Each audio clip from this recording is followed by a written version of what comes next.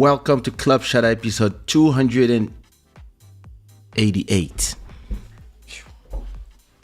a lot of episodes. What is this? Oh, just some white bird shit. I hope everybody's doing good. I hope everybody's in the best spirits.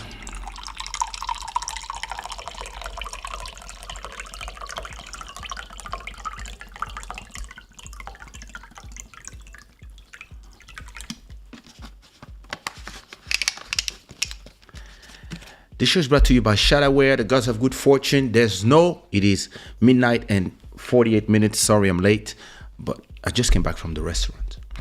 I was with Buddy, having a dinner, and actually, at a point I was like, yo, I have a life. Came back home, took a shower, blah, blah, blah. So yeah. And I was working on this track, and listen, why am I hearing myself low? Hey. These things sometimes. Yeah. As I was saying. Yeah. Like.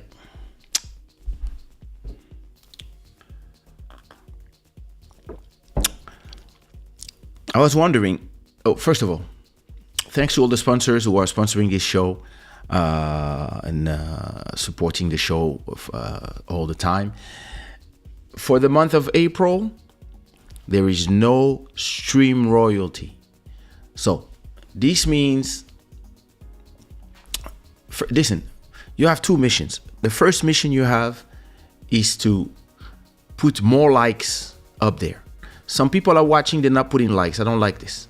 That's the first thing. The second thing is, all you need is $1 donation to become the stream royalty of tonight's show and maybe the whole month, who knows.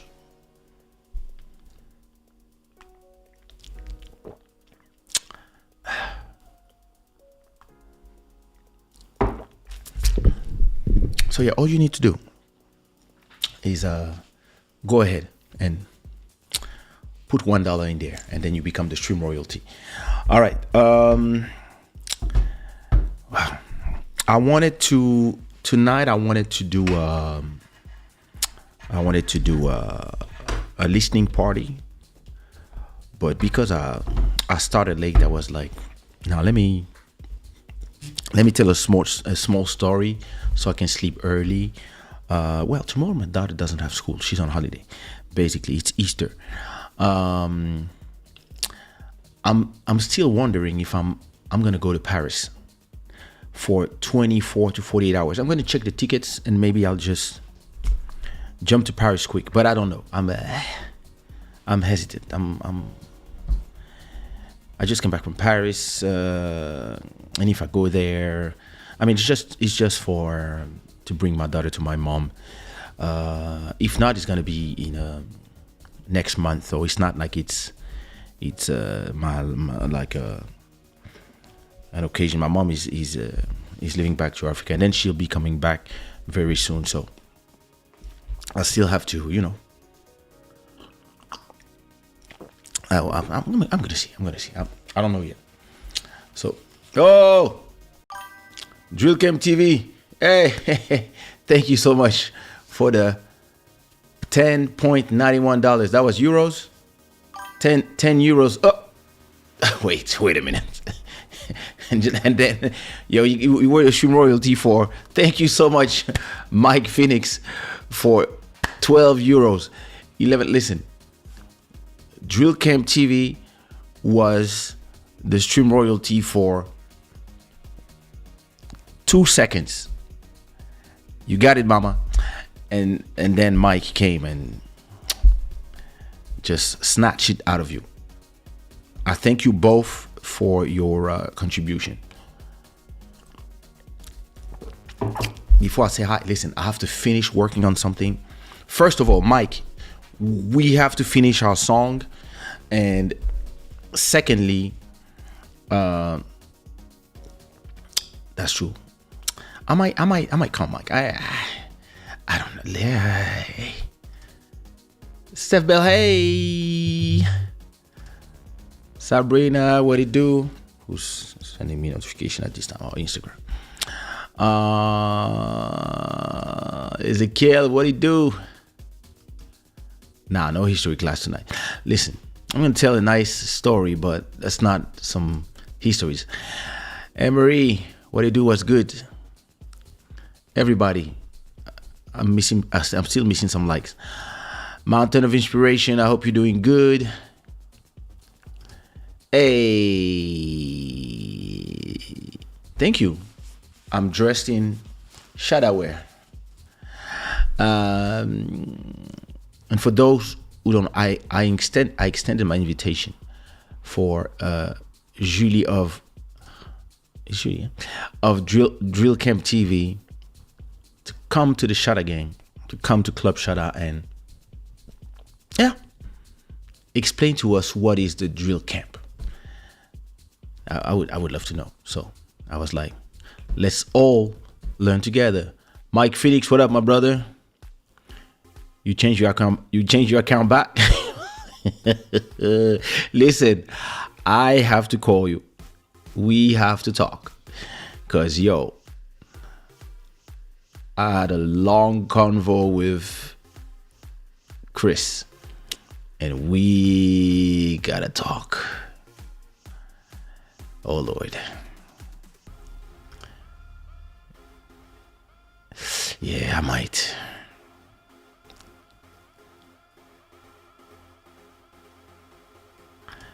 If you come to Paris, I would love to have all your CDs and vinyls signed. Oh my God. Got vinyls too? She.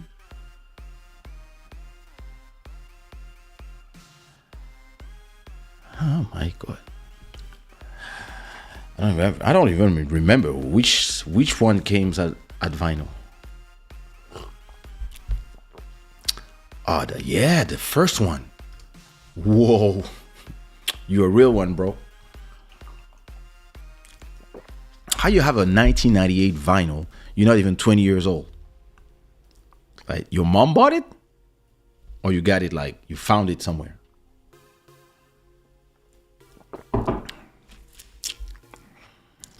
Wee.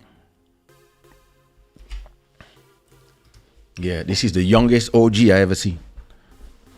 Like, he has vinyl from stuff that came out when he was not born. Can you imagine the beauty of this? Listen, I was doing something and I gotta finish that thing. Wait, let me see if I do this. What happened? Nah. Let me check. I gotta make you listen to something that I was doing. That was something that was crazy.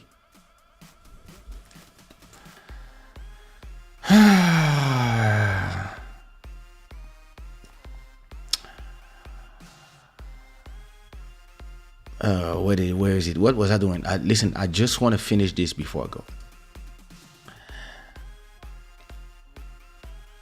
Why am I here? I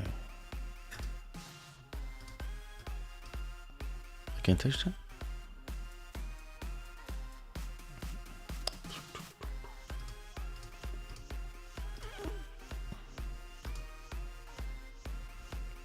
Oh, main overlay. Wait a minute.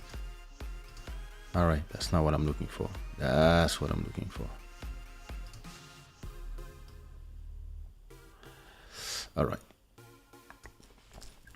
I was working on something before I went to dinner. And sometimes you have to understand, sometimes I work on something and I completely forget what I was working on before. It's Kishan Sappy Boy, Black Sea, Lorenzo Remix. Oh Lord. You bought the last version of the internet ever. Oh my God, I don't even have that myself. That's crazy.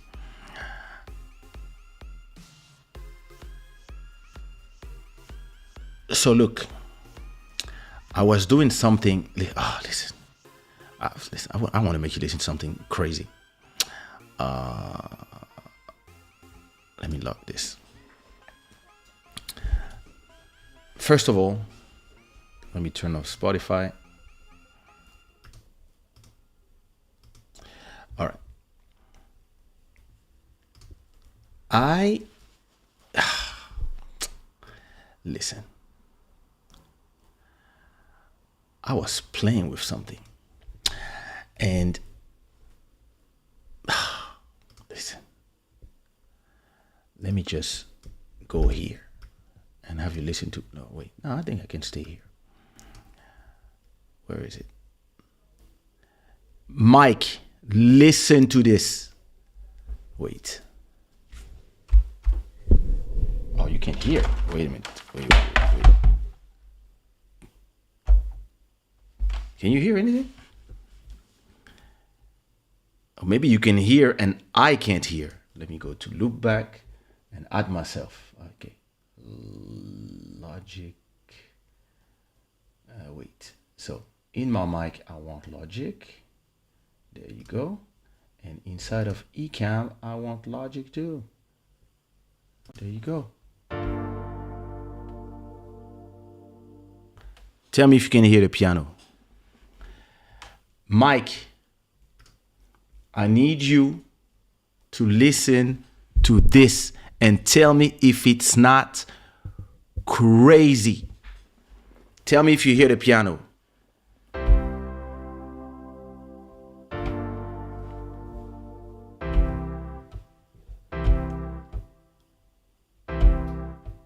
I don't know if you hear it. Tell me if you hear it.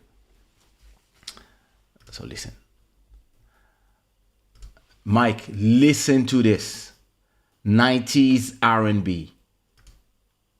Mike, listen to this crazy thing. Oh, Anan, thank you so much.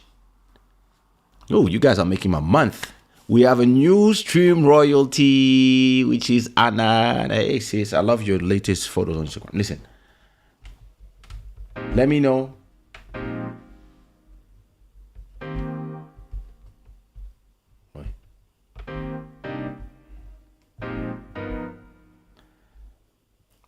Nobody's telling me if you're hearing the piano. Nobody's telling me nothing. If you can hear the piano, put some rainbows in the chat. Mike, listen to this. Oh, Lord. Let me change the velocity. Wait. I'm going to see if you can. Okay.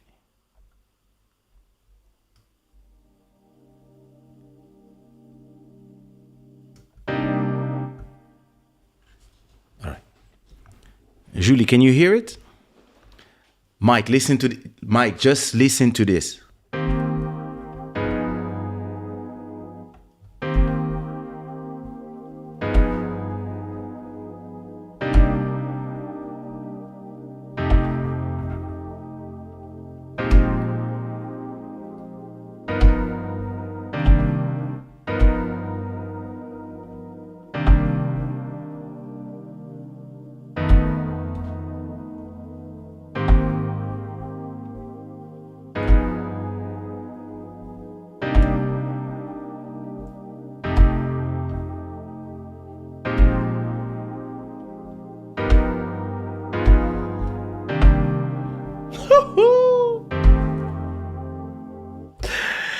Yo, listen, I found the craziest chord packs. Yo, listen, all type of R&B.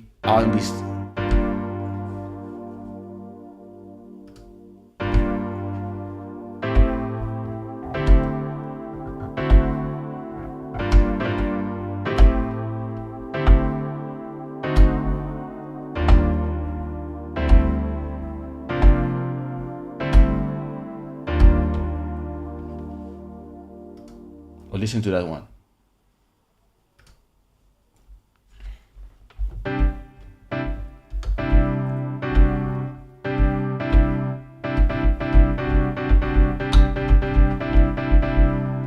Mike, listen to this one. This pack is called Neo Soul. Oh, bro, you're not even ready. Listen to this.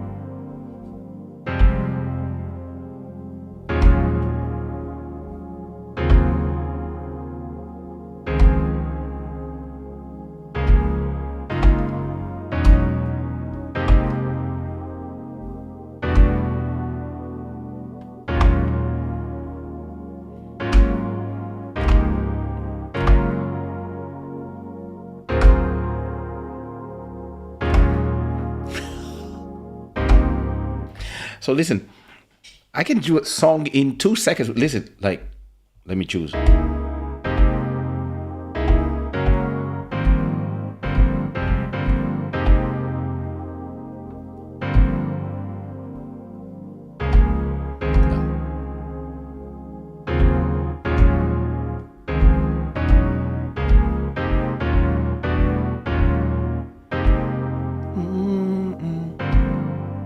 Yeah, yeah.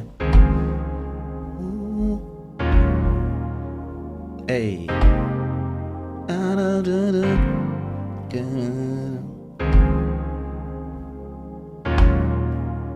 All right, listen. So, since I got this tool today, I actually played a little bit with it, just a little bit, and I came up with. Listen. I took some very simple stuff. Listen, the thing I did with that. Listen.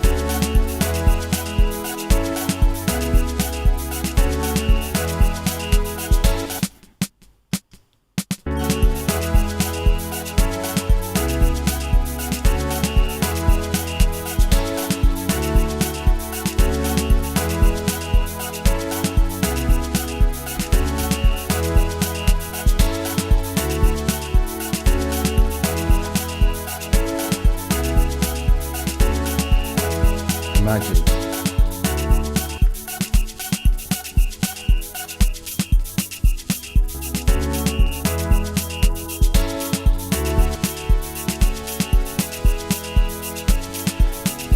And all you need now is a fucking bass line that does something like this.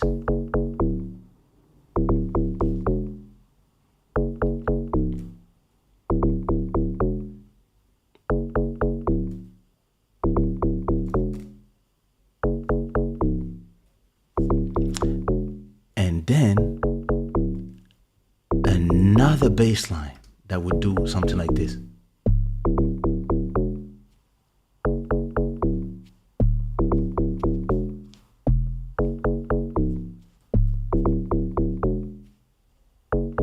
And then a third one that does this.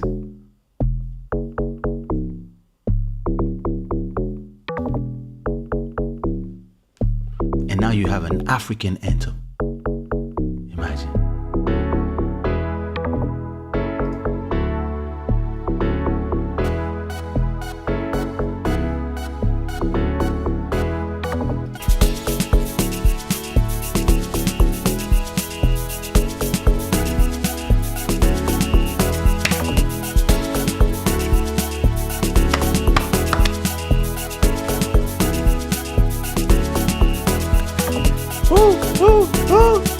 Hey, hey, hey, hey, hey. Listen, I'm gonna call this song Are You With Me? Are you with me? Eh, eh, eh. Oh, la, la, la. It's been a long time I didn't record a song live. I might do it. This one, I just have to finish that beat. I need 30 minutes to finish that beat. Not tonight, but oh my god.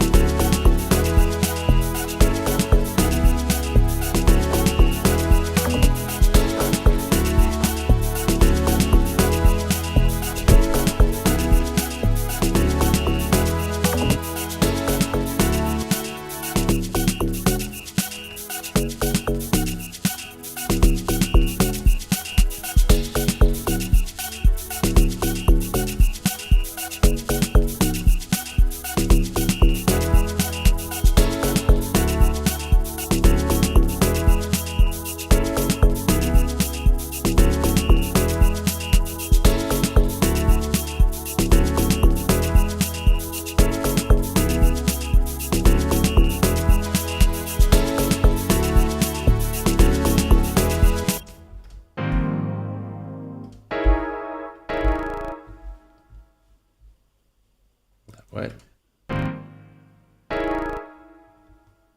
Hey, why is it still playing this thing?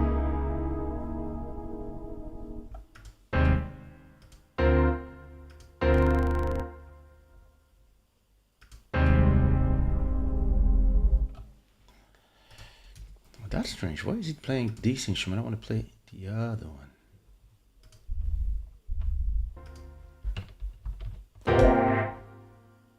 Oh, it's still playing that one? Wait a minute. Something don't add up. Listen, that track is madness. Wait a minute. Why is... Oh, it's here.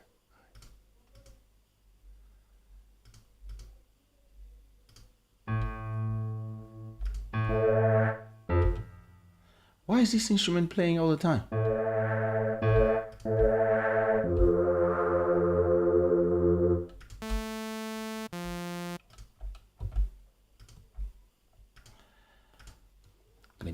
Let me just add something. Wait.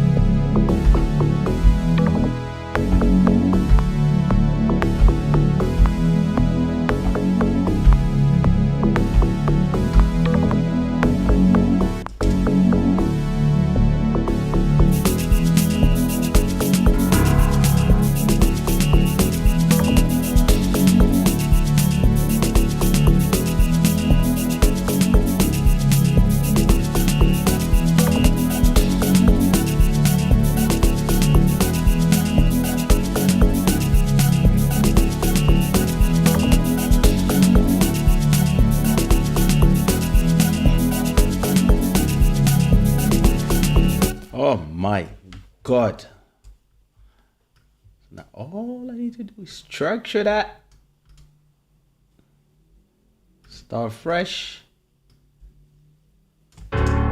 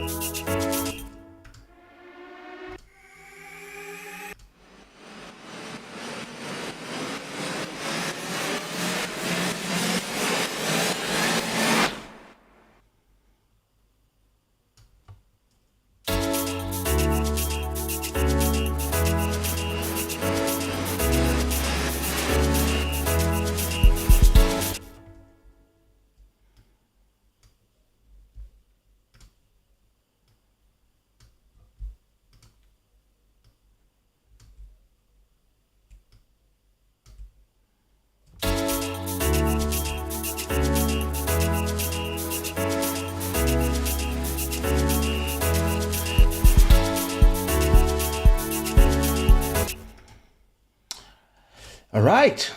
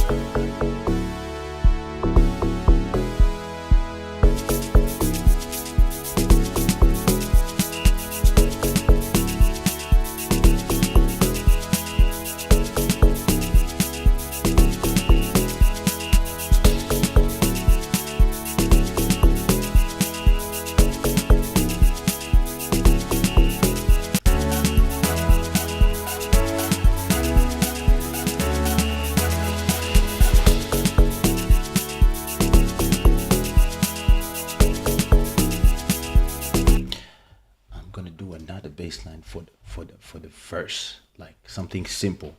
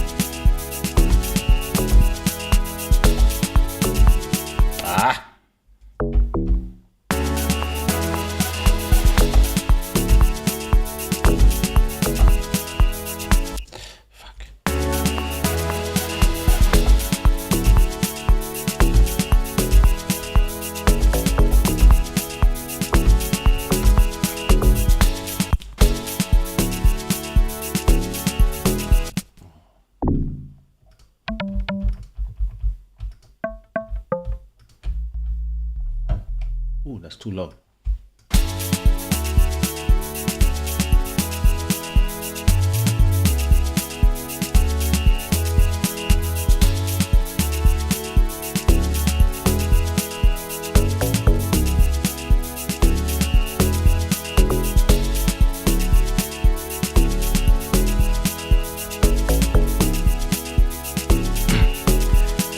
Your body about your life in my life.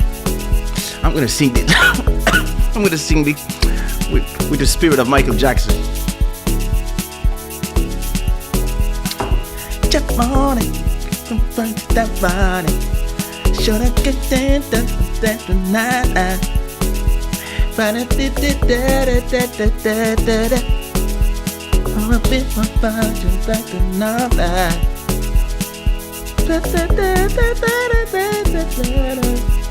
And then, got body, you body, Danny, Danny,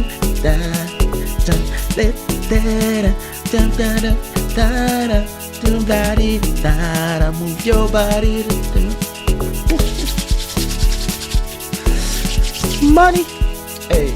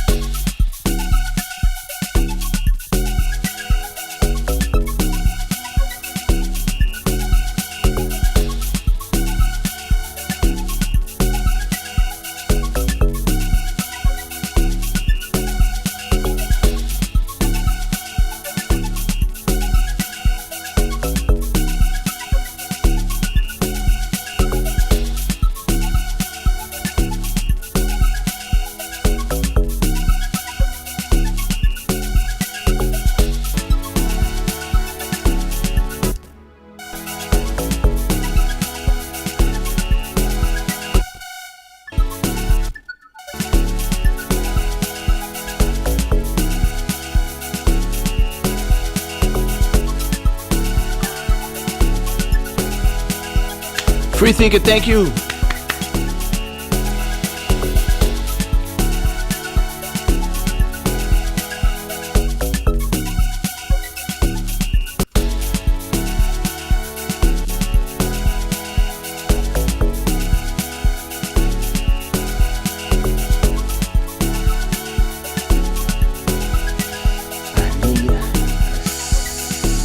Cinematic.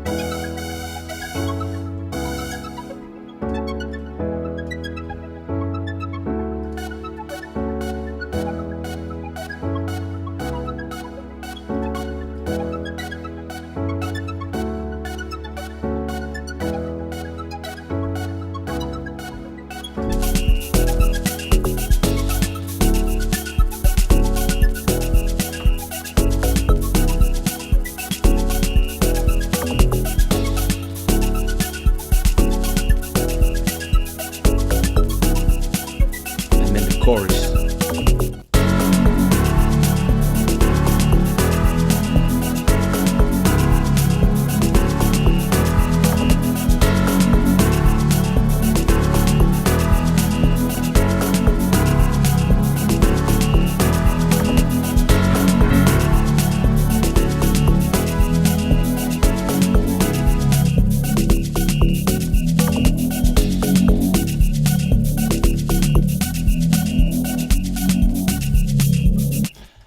Oh, listen, I'm going to finish this tomorrow morning, but I think I have something great now already.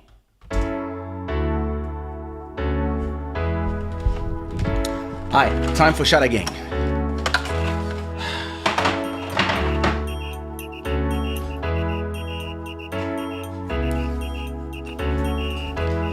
When you call me on a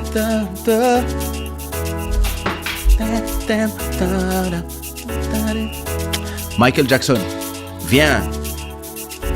Viens nous aider. Hey, Michael.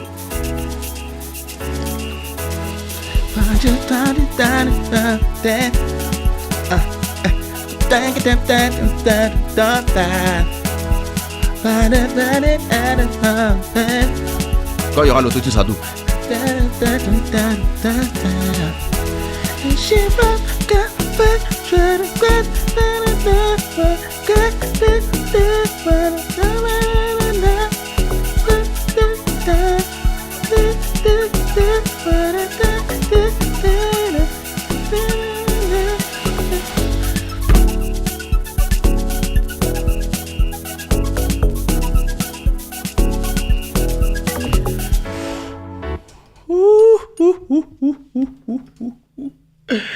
Let me save this. Oh, listen, this is coming out next month. I got a few tracks to record, but this one is a summer joint. This one here is a summer joint. Oh, look at my wife at 18. All right. Wow. What a track. What a track. Listen, guys, there's a reason why I don't do beats that much anymore. And you just witness it. I can't wait to release that. Ooh la la, oui, oui. So where was I? Listen, sorry, I just lost track of time and I just got in the zone.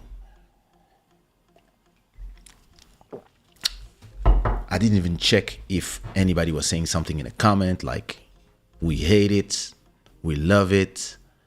Let me see. Where were we? Where is it? Let me see. Damn, there's been a lot of comments. Sorry, I've been ignoring you guys. Wait. Before I remember, we were here. Dope. Thank you so much. Thank you. Yes, you hear the keys. All right. All right. Love these scores. Yeah, they're cute.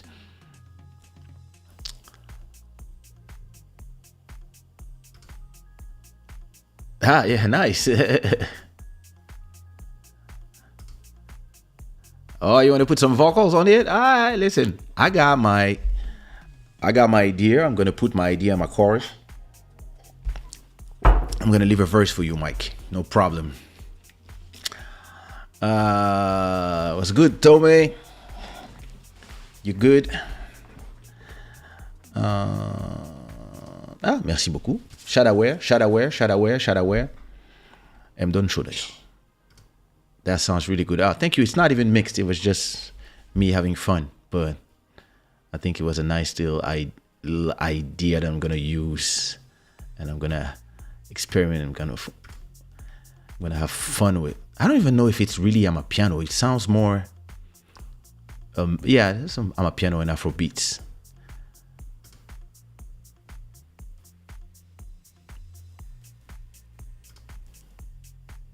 Welcome to creation. I'm imagining the official video. Nice. I hope you're sharing this session with the TikTok community. Yeah, I'm gonna cut it into a 1 minute video. I'm gonna cut that into 1 minute video, but next week. I just want to have it recorded because listen, here's the thing. You don't want to have that track. You share it on TikTok. Everybody goes crazy because it can happen. It happened to me before. Everybody goes crazy and everybody's like, yo, where can we have this song? We want the song now. And you don't have the song ready. Because now you have to scramble to put it out. Because you never know when you're going to have a trending song or something. So you want to have that video, that little snippet of you producing the song and cut into a 1 minute video, like of me adding all the instrument one by one, or one that, I can use that and cut it into something nice or redo one. You want to have that ready when your song is coming out tomorrow, because if it blows up on TikTok and the song is not out there, so yeah, I'll do that. Oh, I'm glad everybody is liking this little idea. Urban Sweet Spot, what up?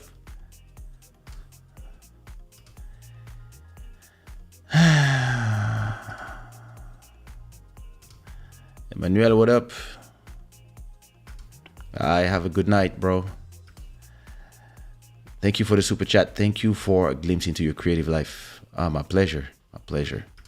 Yeah, I'm going to finish it tomorrow morning when I wake up.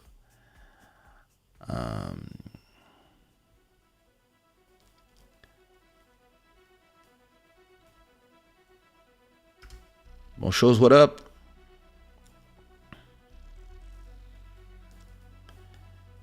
For real, I was in the zone.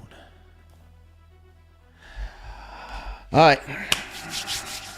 Well, that was a little impromptu beats creative session. That's cool. Um, so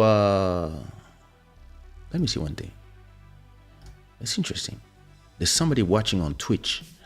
I would love, listen, the people watching on Twitch, just put a rainbow in the chat just to know who you are, because the YouTube crew, we know each other.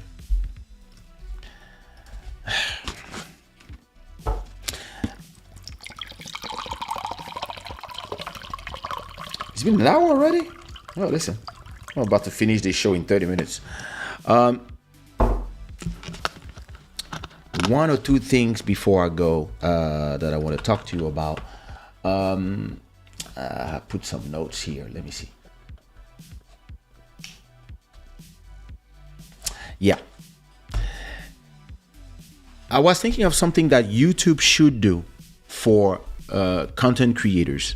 I believe that are you familiar with a website called vid.io? Video. Let me show you. Vid.io. All right. Vid.io is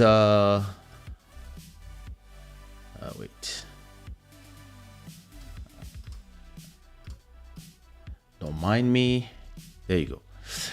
So vid.io is a website where you can use to edit your own videos. And you know, when I put those videos on my Instagram, let me go to my Instagram.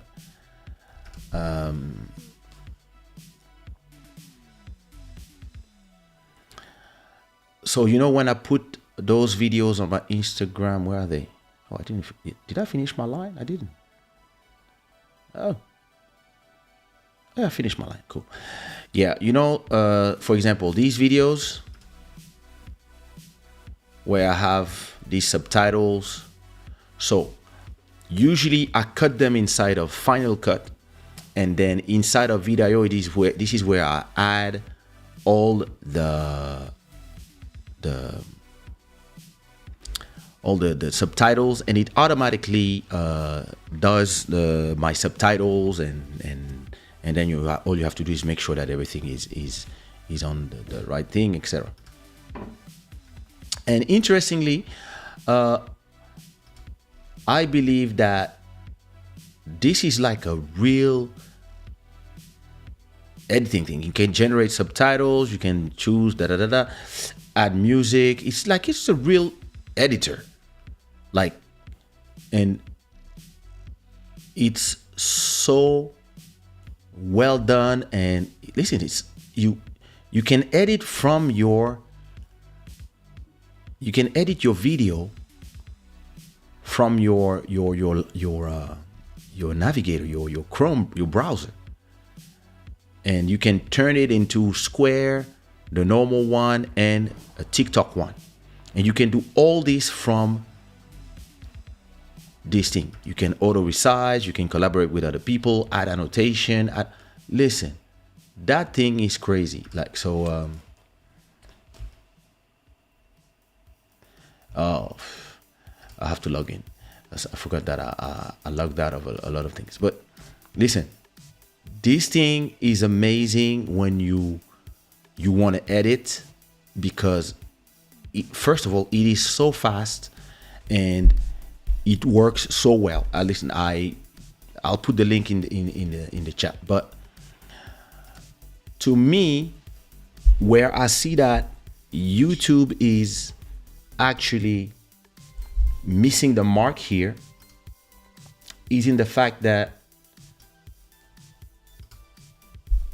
I'm here doing a live stream on YouTube. When my live stream is done, I take the video copy of my 2 hour or 1 hour video, and then I put it inside of Final Cut or an app like this one, or CapCut on your phone, something. Then I cut some clips of 1 to 10 minutes. Then I use those clips to do the clips of the that are on my channel. So if you go to my channel, youtube.com. So if you go to my channel, other than the fact that you're gonna see the current live, you're gonna see that you have the episodes of Club Shada, okay, one by one, but you also have the clips, right? Where I'm gonna take from one episode, I'm gonna take like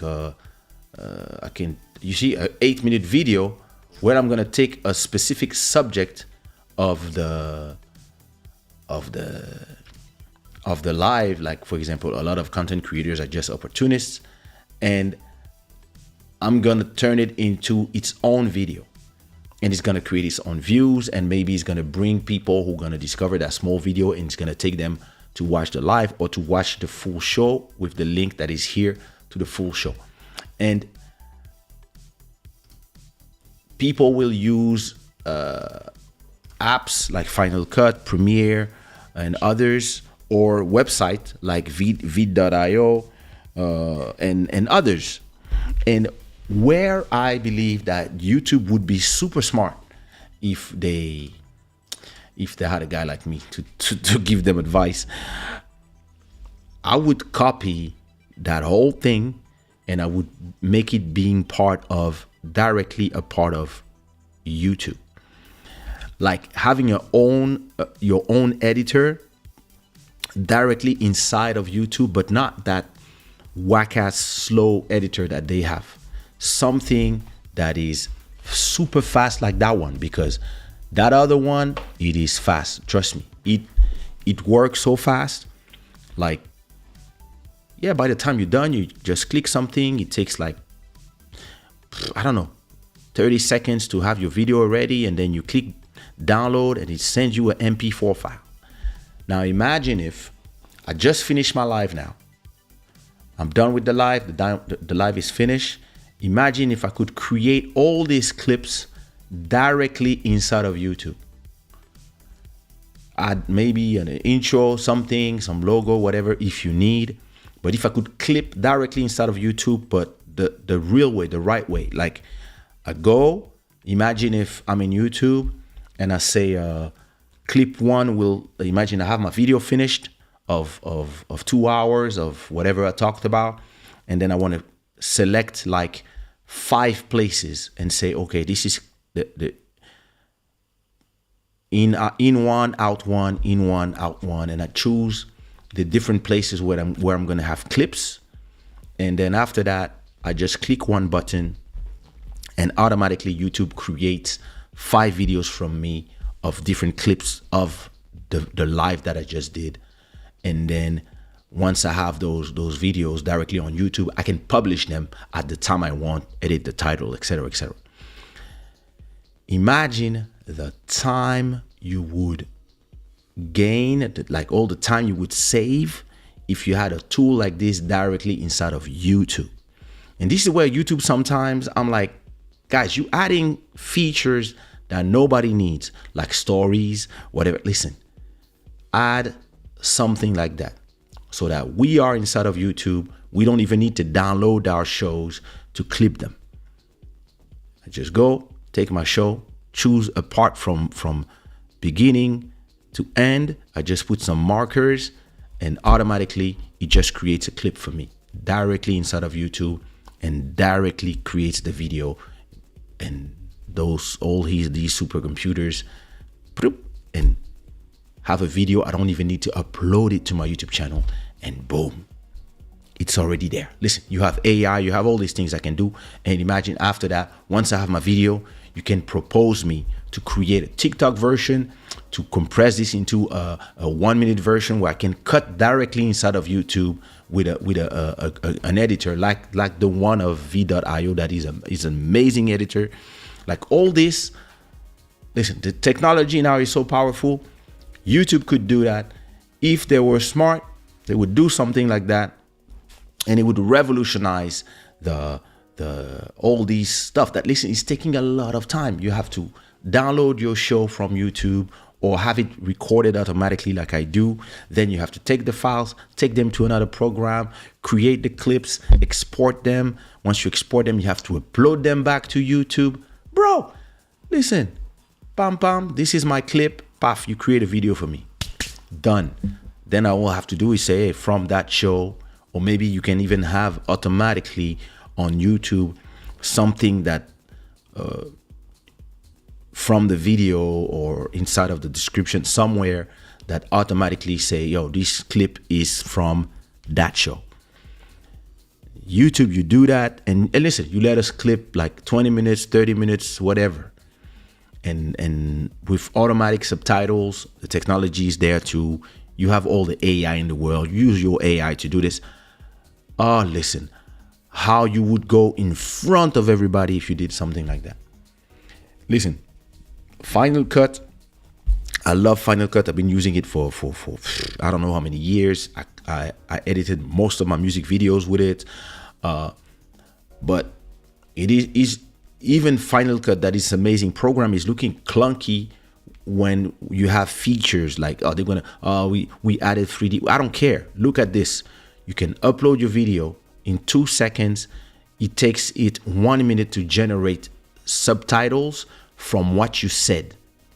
You don't need to write nothing. It will just recognize everything you said. AI. And then it will have all the subtitles, put them there.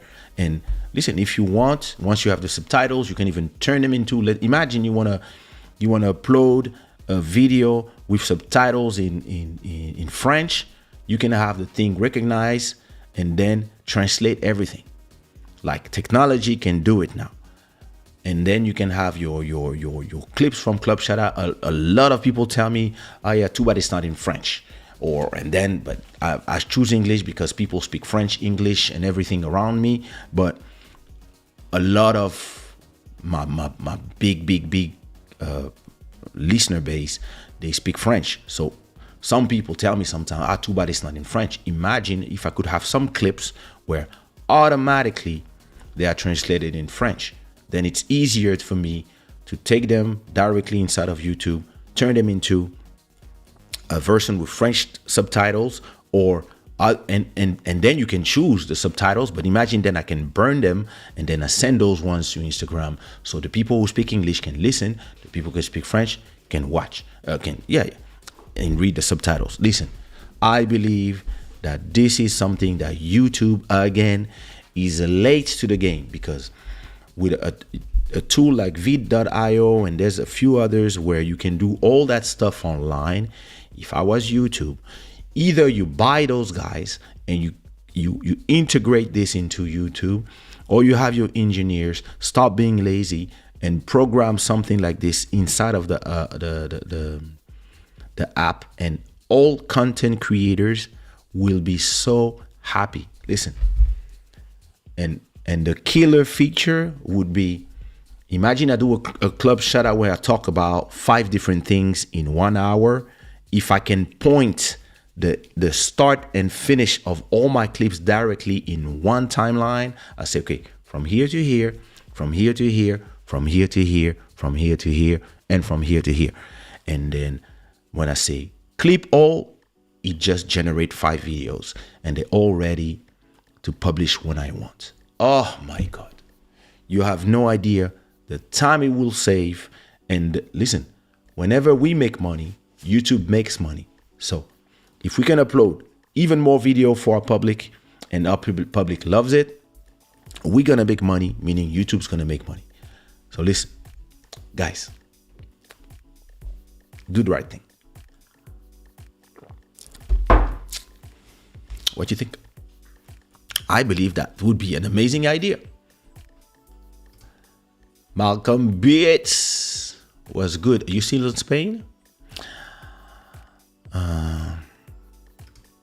It is. Yeah, everything is digitized. I'm telling you.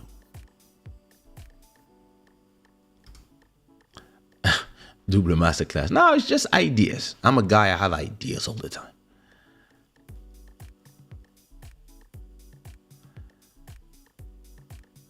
Malcolm, it's a long time I didn't see a live from you. What's good, MJ? How you doing? I heard that Canada has a crazy weather apparently. Listen, me too. But imagine for me, oh, listen, it would save me a whole day. I would just like clip, have all my stuff ready and boom. Okay, have you ever been to the Silicon Valley? No, never. AI has 10x my efficiency as work. Yep, listen, me too. Trust me. That song, that I'm a piano that you just heard that I just did.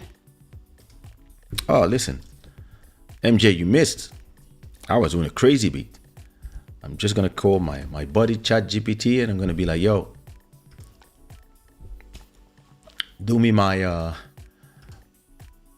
help me write my lyrics, you know? And it's gonna be crazy. It's gonna be a African anthem about a girl called Angelina. I'll be like this. I'll be like, yo, ChatGPT, write me an African anthem about a girl called Angelina that should be my love. I love her. And ChatGPT will be, yeah, verse 1. Oh, Angelina, my African queen, a vision of beauty, the loveliest we've seen. From the plains of the Serengeti to the river Nile, your radiant presence, we can help but smile. Angelina, you light up the sky like the golden sun of the horizon high. In the heart of Africa where the love runs free. Angelina, my love, come be with me. Oh my God, with the grace of a gazelle. You dance upon the sands, capturing our heart as our love expand through the lush rainforest and the savannah wide. Yo, this is some nice stuff in there. In your embrace, our spirit will forever reside. Yo, ChatGPT. I got my lyrics already. Listen. Now imagine that beat with those lyrics and my melodies. Oh, Lord. Lord, Lord, Lord, Lord, Lord. You guys are not ready. You guys are not ready. I'm too lazy to do lives and create production content. The years go by and I don't feel the same anymore to create things. You're getting old, bro. I know how you feel. It's gonna get worse. ChatGPT is a game changer for everything. I'm telling you. Of course I can copyright the songs. Yes. And I don't use them exactly as is, but what it's writing here, it's not going to write it for somebody else. So of course, yeah, that's my track. And usually I just look at all these phrases and then I pick and choose what I want to use. That's the beautiful thing about it. And listen, this changed my productivity. I can record 5 songs in a night because I don't even have to write. I can have my idea, I can write a chorus, and then I go here and I mix between what I improvise and the phrases I'm gonna see here, and I'm just gonna make things go inside of my melodies. And for a guy like me, this is like an assistant writer. Oh Lord, listen, you have no idea how it is crazy. ChatGPT is my new G, my GG. I'm telling you, ChatGPT, hey. The other time I was doing my new biography, and yeah, I just told him, look, I just said,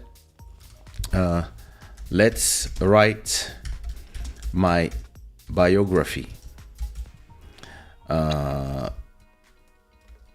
for Wikipedia. And then he asked me, yeah, give me your name, where you were born, is etc. etc. So add to my bio that my name is Edward Mokolo, also known as Kaysha.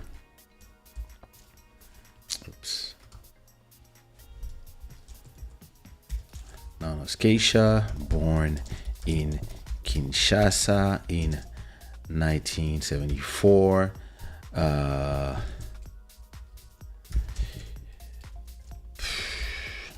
Musician, artist,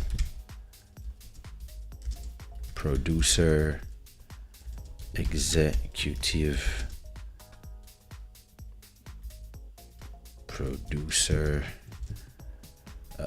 founder of Sushi Raw,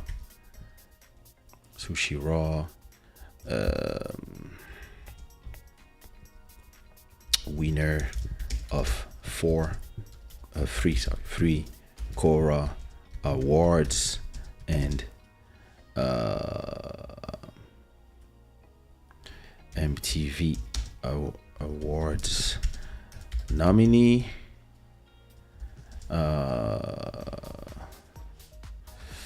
Went to school at EAB and studied economics at La Sorbonne. For example, and if I do this, yeah, there you go. Bio. Edwin McCullough, also known as Kaysha, born January 22, 1974 in Kinshasa, is a Congolese musician, artist, producer, executive producer, and founder of Sushi, a music label specializing in African urban music. Kaysha has had an illustrious career in the music industry, winning 3 Cora Awards and receiving nomination for the MTV Awards. Edward McCullough grew up in Kinshasa, where he developed an early passion for music and the arts. He attended the École Active Bilingue and later graduated for La Sorbonne University in Paris, where he studied economics. Throughout his career, Kaysha has been known for blending various music styles such as zouk, kizomba, and Afrobeat to create a unique, captivating sound. As a producer and executive producer, he has helped develop and launch the careers of numerous African artists, fostering a vibrant scene across the continent.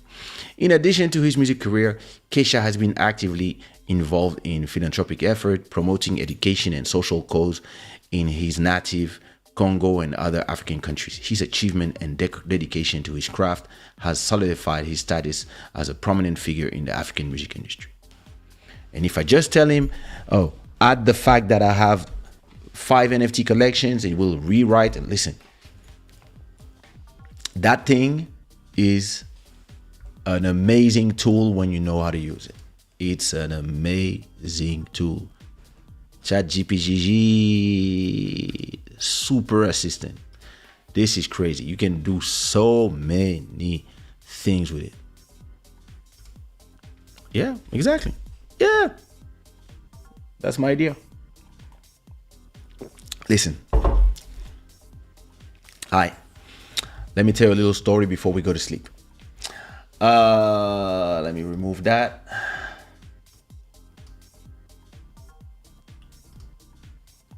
Then I have, listen.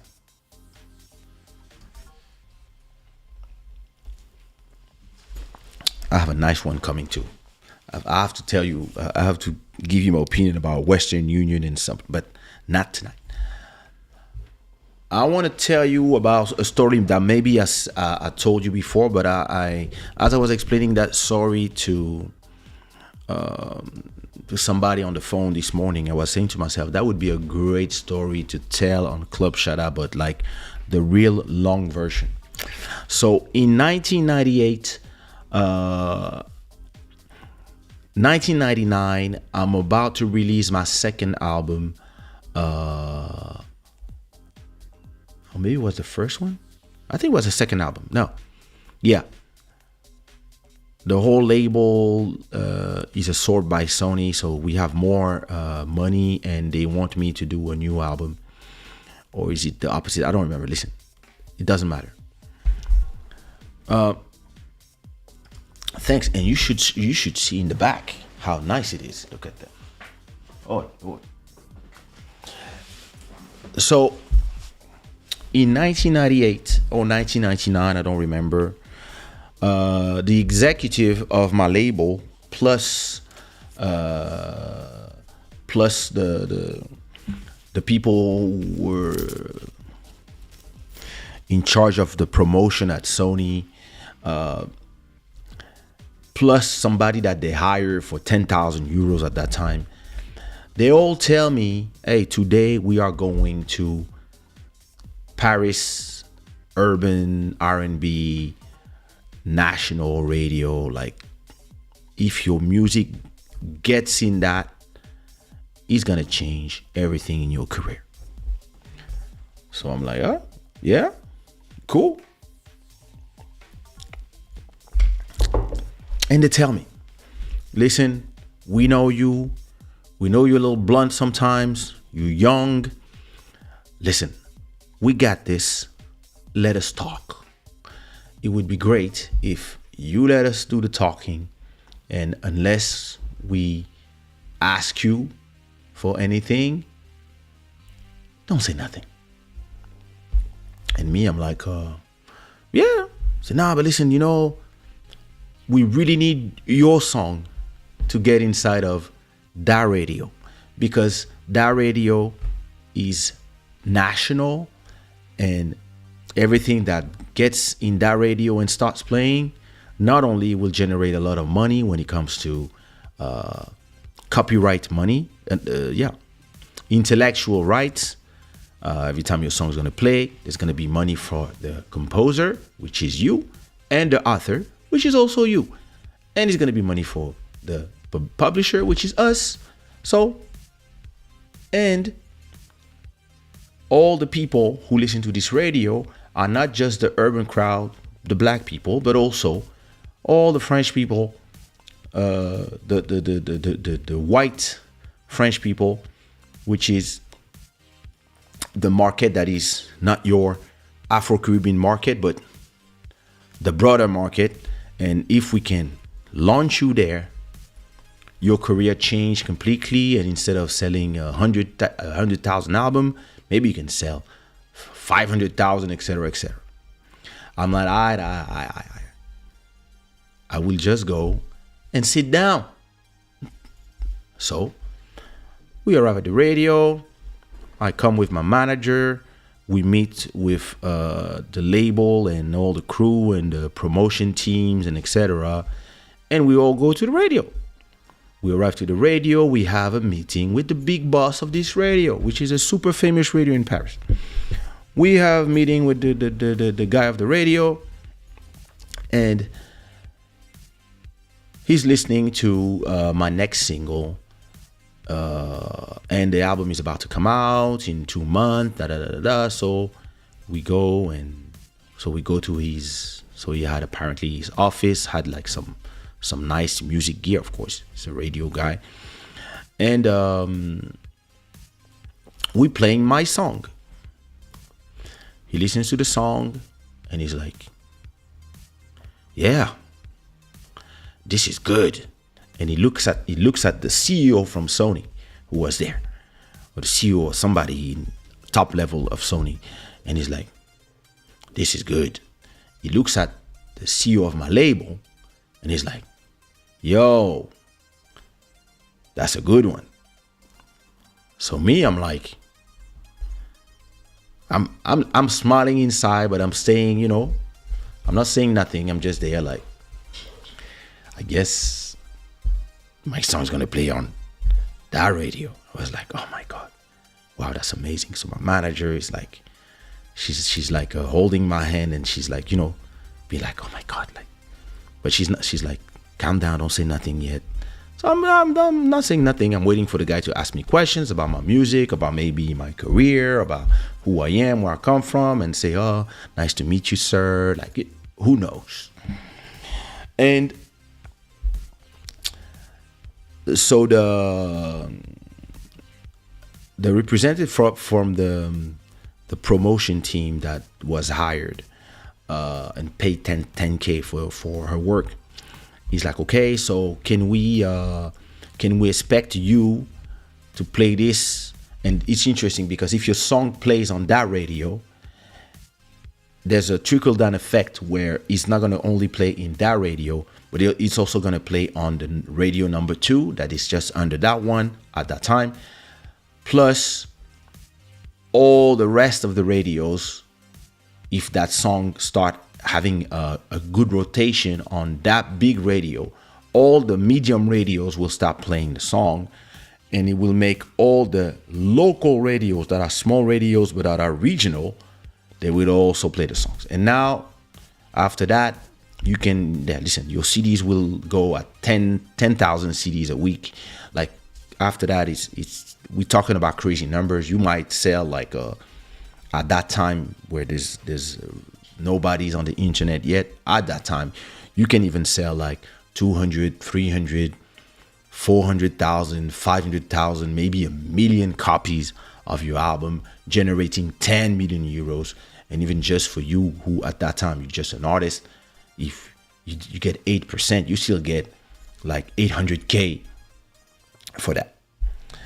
And so everybody's happy. The guy is cool. Apparently, they all know each other for a long time because they go there all the time to break some artists in the radio. And me, I'm just there smiling, and the guy's like, all right, so it's a done deal. The song's gonna play on the radio. And the guy looks at them and he says, not really. What? And me, I'm like, and he's like, the song is great. The singing is great, that it's in English. So listen, we're going to have to do something about the quotas and stuff. But the song is great. But if you want me to play it in my radio, we need to change the guitar here. And me, I'm like, huh? And he started explaining to the executive that, he's hearing another guitar. He's hearing something that goes more, and he start using one of those terms that mean nothing, but he's like, we should change the guitar, and then it becomes perfect. It becomes radio friendly. It becomes perfect for this station. So the execs of the label, they're like, listen, we can go to this. Listen, as we're talking, the song has been mixed, the song has been recorded, the song is finished. This is the final version. It's mastered already, and it's ready for promotion. And we have the music video that we about to shoot, or we shot already, I don't remember. And I think it was the Worldwide Chico, the name of the song. And that guy explained to us that he doesn't like the guitar and he wants to change the guitar for an idea that he has for a guitar on my song. And so the guy at Sony starts trying to tell him, we might go to the studio and try some ideas, And he's like, no, I think I have an idea that would go great. And then you hear a voice coming from the back. And that voice said, who the fuck do you think you are? That was my voice. And I was like, who the fuck? Who the fuck you think you are exactly? To come and tell me that you want to change my guitar on my beats of my song that I produced. And the guy is like, oh my God. And he's looking at the Sony people. And the Sony people are looking at my manager, and they're like, and And me, I'm like, no, no, no. Wait a minute. You think I care about? Yo, I was stupid. You think I care about your fucking radio? You think I care? You think I'm gonna change my song to play on your radio? Listen, I don't care if you're the number one radio in this country. He was the number one radio. I don't care if you are the number one radio in this country. My integrity is more important. My musical, artistic integrity is way more important than playing on your little radio. So you know what? Fuck this and fuck that radio. And I look at my manager and I say, we're leaving. And not only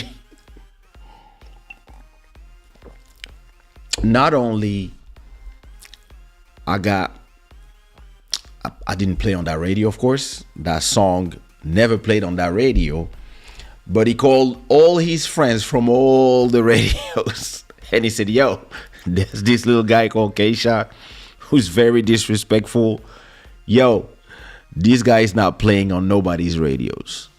And goodbye playing on French radio. It was over. And he told me,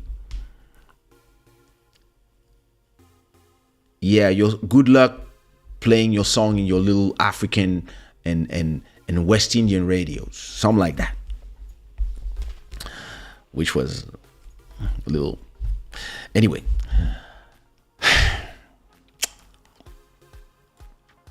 Listen. After that, yeah, I got blackballed from all the French radio. All of them. First of all, my thing was in English, so it was already complicated. But after that, after my sortie, like we say, yo, no radio, like they just, that person that the label paid 10,000, she couldn't do nothing. And so I go in the car with my manager and she looks at me and she tells me, do you understand the implication of what you just did? And I'm like, yes. And she's like, do you assume it? When my manager asked me, do you assume it? It means you're not going to come complain to me that you're not playing on radio and that everybody is blocking you and start playing the victim in 1 year. That's what she means. So she was like, do you assume the position that you just took? Because now you're going to make our path way longer than it is right now. And I look at her and I said, yes, I assume. She was like, okay. And we left, and the guys from the label called me. They tried to, yo, listen, you have to call the guy, say sorry. I was like, me? Listen.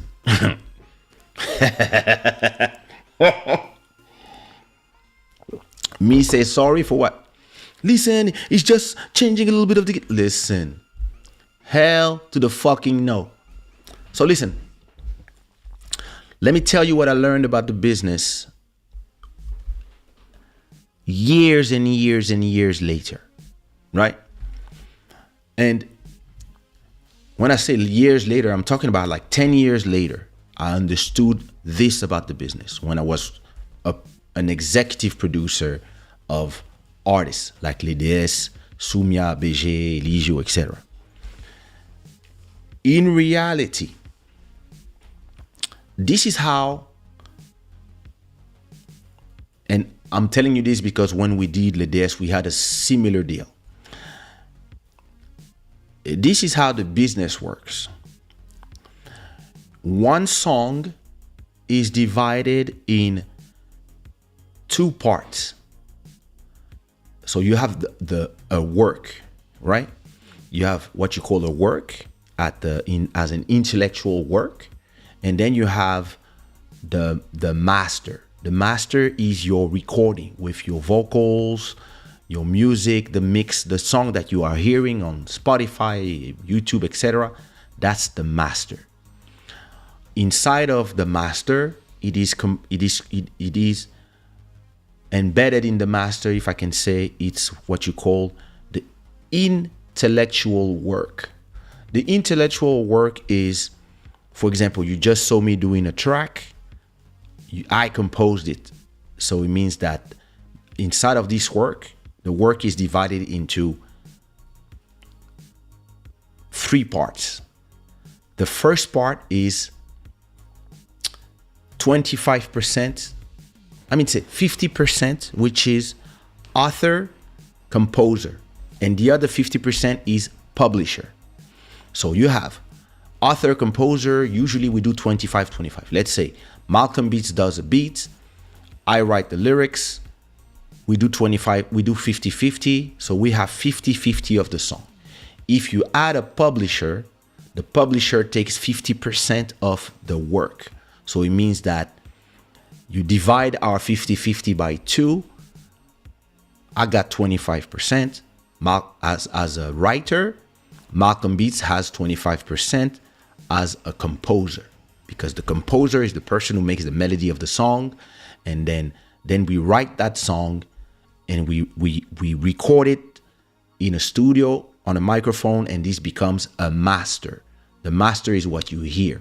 So it means that to not make it complicated, if you have a cover song, for example, you can write one song and make a lot of versions, like when we do remixes. But you can also take the song of somebody else and you re-sing it for a wedding, or to do your own version, like I did for Diamonds. So the master, the new master of the new version will belong to you, but the work, the intellectual work, author, composer, publisher, will continue to be the original people, because you didn't write it, you didn't compose it, you just did a new version. So enough technicality. One day in 2007, when we are doing the album of Les, I get a phone call from the production. So I was paid to do that album 10,000 euros. And I already had my money, so I was cool. I did 8 songs, 10 songs, I don't remember. And then I get a call from the production telling me that, I think it was EMI Publishing, I think it was EMI Publishing or whoever. They want to publish my part of composition and writing on the album Les. So me, I'm like, why would I give them my publishing? Because I'm making, let's say for a song like one of the songs, let's say I'm making 100% because I'm a writer and composer. Why would I give them 50%? And they tell me that if I give my publishing, so 50% of my writing and composing, every money I make, they will make the same money, right? They explained to me that if I give my publishing, they will give me an extra 10,000 euros for the album. And I'm like, wow, interesting. And then I'm like, yeah, but I don't really need that money. And why would I steal? And they explained to me the deal. So what was the deal? The deal was, I give 50% of my not my composition and writing. I give my publishing away, and then the channel called M6 in France, which is the 3rd largest TV station, gonna have a deal with the publishing, so that the publishing gives the television 10% of the money it will generate from the song. So I write the song, I compose the beat, Lila sings, it comes out as Les DS, and of the 50%, of the 100% that my work is generating on that song, On a changé or Danse avec moi, I'm giving away 50% to the different publishers, including EMI, and EMI has a deal with the television, M6, so that every time they make 100 euros from M6 playing the song, EMI gives 15 euros back to M6. So M6 has an incentive to play the song, because now every time they play the song before Secret Story, for example, with 8 million people watching, the song is going to generate, every time they play it, they're going to generate 100 and something euros. So let's say 100 euros, right? So they know now every time we play the song, it's going to generate 100 euros. In those 100 euros, the 100 euros go to Kaysha, who's the author and composer. And this money is divided by 2, which is 50 euros. Those 50 euros go to the publisher. The publisher is now giving me 15% of those 50 euros, which is 15 divided 7.5 euros, goes back to the television. So the television, if they play the song 100 times in a week, or in a week or in a month, and they generate 100 times 100 euros, so that's 10,000 euros. Kaysha gets 5,000, the publisher gets 5,000, and from these 5,000, the television gets 15% back, which is 5,750. So, as they're explaining this to me, I said, all right, why not? Okay. I have made from On a changé, I have made 250,000 euros of work from my share. And my share of that song is me making the beat. So I'm the composer. I made 250 euros as the composer of that song. 250,000. That's my share. And my share is only 25% of the song. Right? 25% of the song because I'm just the composer. Who wrote the song is Camnous. Camnous got, as an author, 25% of the song. Which means that he made another 250, right? So 25 plus 25, that's 50%, meaning that me and Camnous, we shared 500,000 from that song.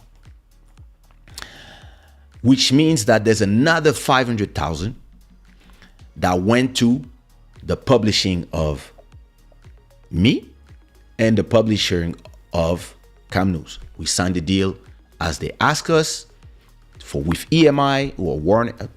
At least I don't remember. I think it was EMI, but I have to check. But anyway, the publisher made 500,000, right? And from these 500,000, they took 75,000 and they gave it back to the television. So that was a nice scheme for the television. Listen, you want us to play your songs? We're going to get a little bit of incentive, which is the more we play it, the more you make money, but we make money too. So now you're going to say, yeah, but you guys you generate 1 million from the song and the TV only gets 75,000. Now imagine how many songs they play that they have these type of deals. And then you're like, oh, That's gangster moves. Because if you have 100 songs that they play and they generate 1 million for all the right holders 100 times, they make 100 times 75,000 plus the ads plus whatever. So it's a good way for them to have an incentive to play your songs. And that was when I was like, oh, that's a good deal. Because if they never had an incentive to play the song, maybe they wouldn't have played the song that much. Maybe they would have played it like once a week. And maybe I would have only made, I don't know, 10,000. And the song would have generated in total 40,000. But because they were playing the song all the time, they generated €1 million. And from that €1 million, because they were making their 75,000, they made me 250.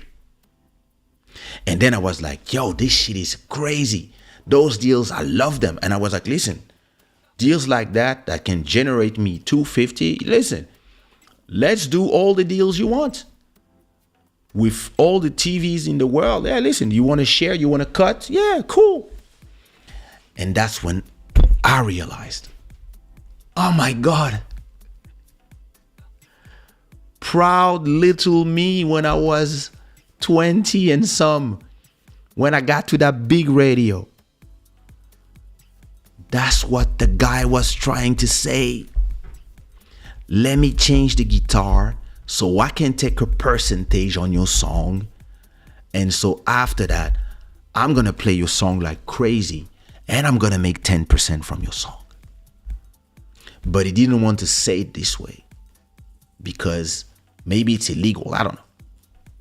Or yeah, should be legal. I don't know. But in reality, the guy wanted a cut. Mafia moves. He just wanted a cut from my track. And he was like, yeah, listen, I'll play your track. It's my radio. I played for my 30 million listeners. And you're going to sell a lot of records.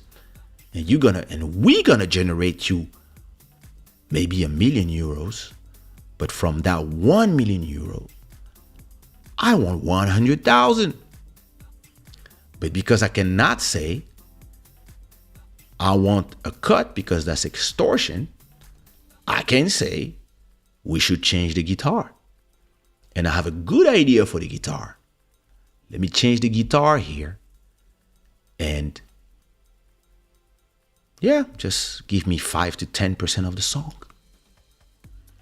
And me, because I didn't know shit about the business at that time, I just said, who the fuck you think you are?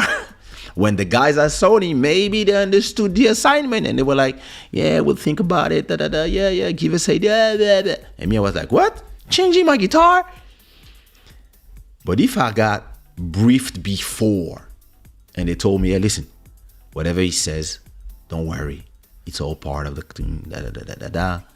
He's going to want to cut. But look, you're going to make that much money if you let him have a cut.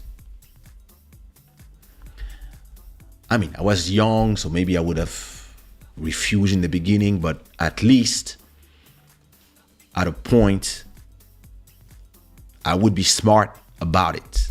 But nobody told me nothing. They just told me, you shut up and you listen. You just show up, you shake hands, and you shut up. And you know, like, it took me years, like 2007, so 10 years later, when I was doing the deals for Les DS, and I did other deals like this for Tu te fous de ma gueule of Meni. So we had, listen, when you get to an executive level and you start running shit, and you're not just an artist, a small artist, but now you at the same time an artist, but you're also a boss.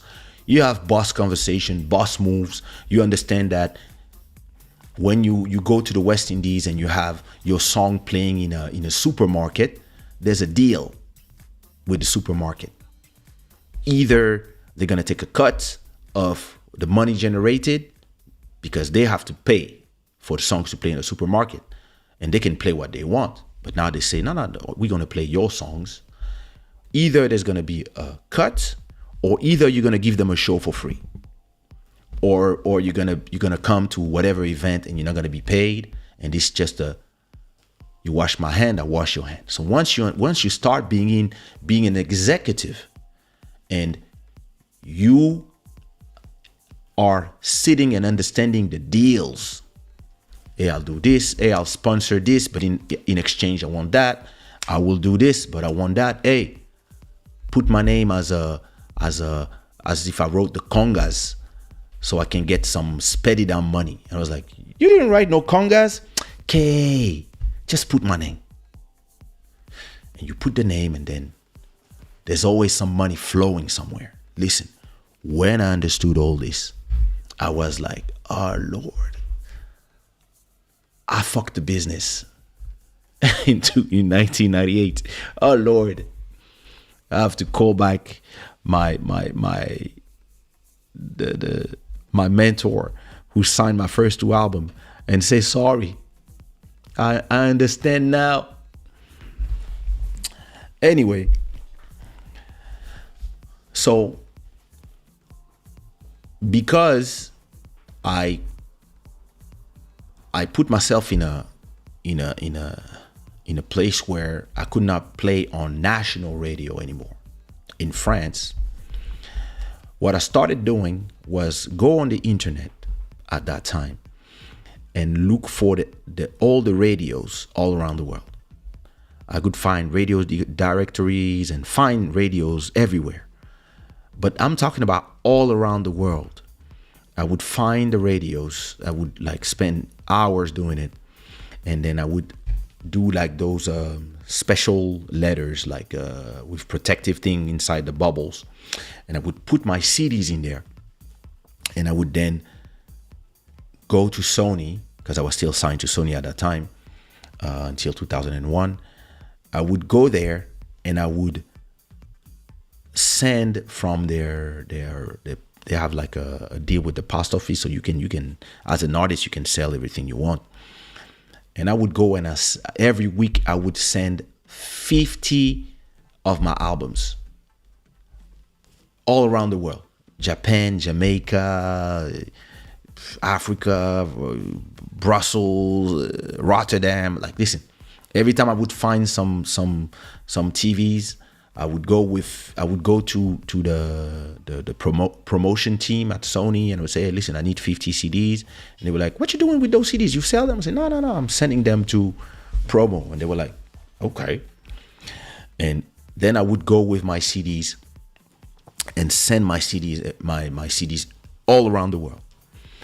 And interestingly, I believe that this is how being blocked from national radios turned my career into an international career, because all these places would receive my CDs because they would send me letters or emails to tell me that they received the CD and that they're playing it in Jamaica, in this, in that. And that's how, before I even went to a bunch of countries, my name was already there, because my first album, my second album, I sent to everybody. I'm talking about, I probably sent my CD to 1,000 radios, DJs, and so they start playing all around the world. And that's what created my international network. And my songs were in English, so that helped as well. And by 2003, I released my album, It's a Love with On Dit Quoi, which becomes my African Afropop international mega hit to this day. That is still a banger, still my number 4 song on Spotify, after 20 years. And I released that song, and my career, and now I'm independent, but my career explodes internationally. And music videos, I tour around the world, and people are starting to really recognize me as a name in the music scene. And at the same time, I'm also now an executive producer with Sumia, Elisio, and Tia that I record between 2003 and 4. So now I'm like a guy that you cannot go without, and now I'm part of the business deals because I also have artists on my label, and then we work on with Passy. We work on his album. I do 2 beats in his album, hip hop, and I also do a track in a Dealer de Zouk, which was a compilation that really exploded, that sold hundreds of thousands. And we won, I think, gold for the single, gold or platinum, I don't remember. But because, so that probably 2005, I don't remember, I'm not sure of the dates. But to celebrate the gold record of that project, all the artists, not everybody of the compilation, but the most famous, we are invited to go do a promo tour in all the French radios to talk about the songs and etc., etc. And we go to that radio. And we go to that radio, which is, the number 1 radio in France at that time. We just sit down. It was Dealer de Zouk. That's true. Yeah, that's what I said. So we go to that radio, and when I go there, I'm actually shocked that they all know me or remember me. But they're like, yo, yeah, dope, your music. Yo, my wife is from the West Indies. She loves you. That was one of the main guy there, main presenter of that radio. He's like, yo, your music is crazy, man. My wife loves it. Yeah. Well, I listened to your track. Respect, man. I was like, okay. And then who comes out? The CEO of the radio. And he's like, oh, Kaysha, hey. Yo, bro, much respect. Love the music. Congratulations on your career. And you know why he told me congratulations on your career? Because the things that I've done in France, being blackballed by everybody, being not playing on TV, not playing on radio, and probably because of him too, the level where I arrived without them, that's when they respect you. Because they know that, there's a lot of people to get 100,000 followers or 1 million followers on Facebook like me. They have teams and people, and they have all that promo and stuff. And me, I did everything by myself. Just me and the internet with you guys. So the guy was like, respect, man. Yeah, you have to come back and, hey, what is your actuality? I was like, releasing my 4th album. So I probably do my 5th album. I was actually releasing the album with something going on in it. So 2006. And he's like, amazing. Yeah, listen, send us some albums to listen, and maybe, we could play them on the radio. And I said, I will. Don't worry. And after that, I continued my life. Because I've been used to being independent for so much time that I don't really care about playing on radios or not. I'd rather play on my YouTube channel or on my playlist on Spotify. I mean, at that time, Spotify didn't exist, but at that time, I was already using the internet and using the internet to push singles on Kaysha.com. I already changed my whole universe to the universe that you guys have entered now. Like the last 4 or 5 years, you guys entered that everything on the internet. Me, I had no choice but do it back in 1999. That's why I'm winning the internet game, because I was on the internet game 20 years before everybody. Not that everybody's, oh my God, we have to do singles, we have to do this, we have that.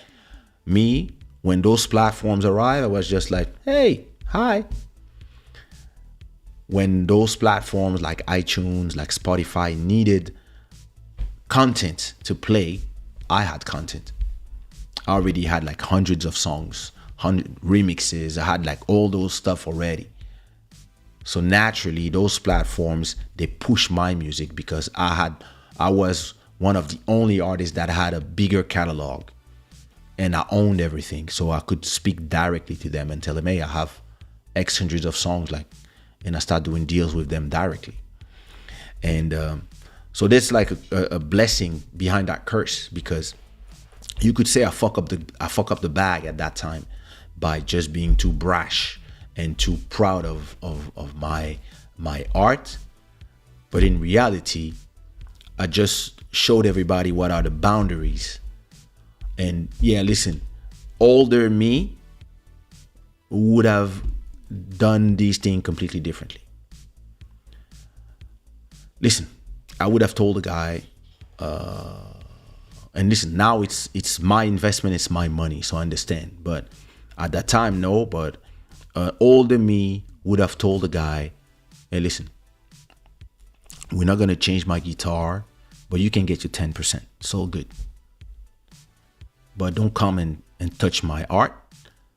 But you can still take your thing, and we put your name somewhere if you want. You know, like, because I understand the deals, but I still have my integrity. So interestingly, we wrote a song for a few songs for an artist here called Blaya, and one of those songs, I didn't write that one, but it was part of the. One of those songs that I wrote with 3 people. So we had 33%. One of those songs, actually, I think first J Balvin wanted it, then it was Daddy Yankee, and it ended up being released by a reggaeton artist from Spain with Pitbull. Who else? Let me check the song. The song name is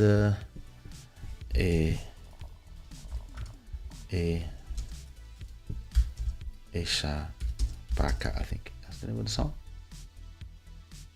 Oh my God. Pitbull. Oh Lord, I'm not gonna find that song. Damn, what's it? Oh, wait.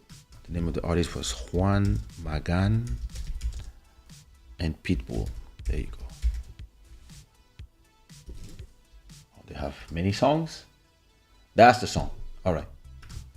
So this song is a song that it's Juan Magan, Pitbull, Rich the Kid, and RG World. So other than RG World, you see Rich the Kid has like 8 million people. Pitbull has 32 million people. And Juan Magan has 8 million people. Very famous in Spain. And if you look at the credits, song credits, you can see the writers. So this is Pitbull. Bruno Silva, this is Virgul. Edward McCullough, that's me. And same deal. We gave some publishing and stuff, but at that time, because we might be big in Europe and Portugal, but these guys, so Pitbull is actually in these tracks singing my top lines. I wrote the melody that he's singing. That's crazy to me first. And when we had to write to sign the works, we get a news from the US. Pitbull was asking for 75% of the song, for 25% of the song, sorry. Rich the Kid wanted another 25%, and Juan Magan wanted another 25%, which mean that us, who created the song and the beat and everything, we only had 25% to share. So we only had 7.33 each. And the other two got a little pissed, saying to themselves, yo, so we did that, we did everything. They just come, they sing, and they don't even take like, I don't know, 50% of the song or 40% of the song. They want 75% of the song. And I'm the one who told them, old wise me of, so that was what, 5 years ago. I told everybody, guys, listen, would you rather make 33% of 100 euros, which is 33 euros, or 7% of, I don't know, 100,000, which is 7,000, or 1 million, which is 70,000, or maybe 10 million, who knows? I was like, listen, those guys are super famous. We have the opportunity to write on a song for them, and this is amazing for our repertoire. When somebody asks you tomorrow, who did you work with? You can say, I wrote for Pitbull. Yeah, yep, the song is there. Proof. And they were like, oh yeah. I said, yeah, listen, it's a long game. I'd rather make 50 songs like those where I get 5, 7, 10, 20% for big artists that generate millions of copyright money, intellectual money. I'd rather make 100 of those. And even if I make only like, listen, 500, 700, 1,000, 7,000 from each song, if I have 100 of them, that's a lot of money. And that's when everybody was like, oh yeah, you're right. And that's why everybody ended up signing and accepting to only take 7% from a song where we were supposedly having 33%. But listen, if Beyonce comes to me and tell me, hey, listen, I'm gonna re-sing your song, I just saw your video on YouTube and you were doing some mama piano beat, I want that beat. And she tells me, hey, I know you did the music and you're supposed to get 50%, and me, I'm writing, I'm gonna get like 50%. But hey, listen, I'm Beyonce, so I want 65% and you take 35%. But it's gonna be my single. Oh, sign here. Where do I sign? Because 35% of a Beyonce single is you a millionaire. So you just have to think of business-wise, is it a good opportunity to do the sacrifice? And to give you the best example of that, Something Going On is the best example of that. Something Going On is a song that today is generating so much money, but when it got released in 2006, it's a song that I put for free on the internet. And it was a free download on my website just to create the excitation for my album. It came out like 2 months before the album, created the excitation, album came out, Something Going On was a hit, but it kind of not generated money for me because everybody had it for free already. But because at that time, a CD was something that you had to buy the whole CD to listen to the songs, not like today where you can download everything. So at that time, I actually made money from the CD sales because of the other songs, because I had a bunch of other songs in there like Raquel, like Love de Toi, etc., etc. And after that, I made money from the shows. And then 16 years later, TikTok, boom. And now I make a lot of money from this song. But the reason why this song is iconic is because I gave it for free 16 years ago. And that somebody who was 4 years old did a remix because he knew the song from the clubs or his big brothers and sisters or his mom maybe, who knows, did that a new version. Boom, bam, boom, TikTok, paf, money. And it's now going to generate not only money from streams, it's also going to generate money from the composition part and the writing part and the publishing part. And who's the composer? Me. Who's the writer? Me. Who's the publisher? Me. Who's the owner of the master? Me. The videos on whose YouTube channel? Mine. So, because I own everything in the song, every money that is generated by that song goes to my pocket. So if tomorrow, I don't know, Beyonce comes and say, hey, I want to do a version of something going on. And I know it's your song, I'm going to sing your lyrics, whatever, but hey, I want on that version 40% of the revenue. I will say, yeah, of course. Of course. And if a radio comes to me and say, hey, we're going to play the song and we want a percentage, I will say, yeah, of course. Because I already made all my money on that song. And if somebody tell me, hey, I want that song in a movie, but it's not going to be you singing. It's going to be Pitbull or J Balvin or Beyonce and J Balvin. You're not going to sing, but we're going to give you 70% of the copyright money and this and that and the intellectual, I will be like, go ahead, go sing, go do your shows and touch my million without doing nothing. Because I understand that side of the business as well. And that's how, I got in an encounter with the radio mobsters. That was my story for tonight. I hope you enjoyed. I already I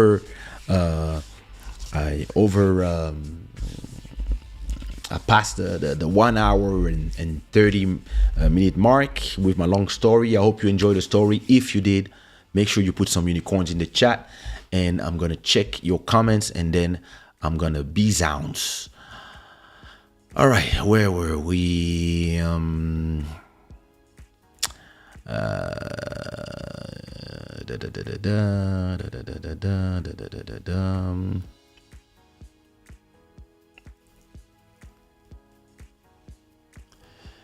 It is not appropriate to say change an instrument. Indeed, you didn't compromise yourself. I never do. I don't play guitar, but most of the guitars on my song, I tell the people with my mouth what I want them to do. So I can do, I can do that. And the guitarist, if he's good, they know.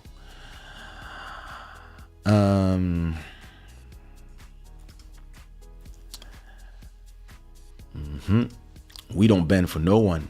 Indeed, force et honneur. So if I can be able to produce, sing, and publish my song, I take all the royalties. Yes.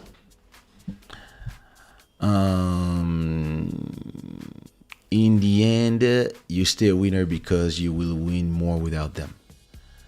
Yeah, I guess. Hey, Christine. Hey, Julie, how are you? How you feeling? I'm telling you, mobsters. Hey, bonjour. Yeah, Dealer de Zouk was nice. That's a classic. Yeah, I got a song in there. It's one or two, I don't remember. Exactly, it's a case to study. Thank you so much. Thank you. So much wisdom. Thank you. Oh, we're waiting for her. We're ready. Her and everybody else. Thank you so much. Well, I'm glad that you enjoyed that episode. And I'm going to go and get some rest. Before I go, I'm going to play you... What can I play you that is nice? I'm going to play you a track called Where's My Money? From an album that I have to do the listening party. An album called Lavish Life. Part of my Instrumental series. And it's called Where's My Money by Kaysha. And it's one of the rare tracks where I rap at this age. This show is brought to you by Shada as this beautiful jacket that you can get on the website. It is 3 and 7 a.m. here in Lisbon, Portugal. Tell me in the chat as we are going what time it is and where you're watching from. Put the flag of where you're watching from. The gods of good fortune. Thanks to our stream royalty, the queen of the month of April for Club Shada is Hanan with a $20 20 euros donation. And if you want to become the next queen or king and beat her, it's going to cost you 21 euros or $22. So thanks to all the sponsors, and I will see you Sunday. And Sunday is going to be a nice listening party. We're going to listen to the remixes of Twerk. All right? Peace, my people.